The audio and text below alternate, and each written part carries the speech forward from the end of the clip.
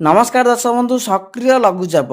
आहरी 4 दिन हेब वर्षा तो कौन रही संपूर्ण अपडेट जाना ता पूर्व जदि आम चैनल को सब्सक्राइब करना चैनल को सब्सक्राइब कर ऑल नोटिफिकेशन को ऑन कर दिंतु जहाद्वारा आगू यहीपरि अपडेट नोटिफिकेशन सर्वप्रथम पाइपर सक्रिय रही लघुचाप यार प्रभाव आहरी राज्य विभिन्न जिले में 4 दिन वर्षा हो पारे विशेषकर दक्षिण ओडिशा रे वर्षा संभावना रही आसंता 24 घंटा मध्य 23 जिले में हालुकार मध्यम धरणर वर्षा हेब।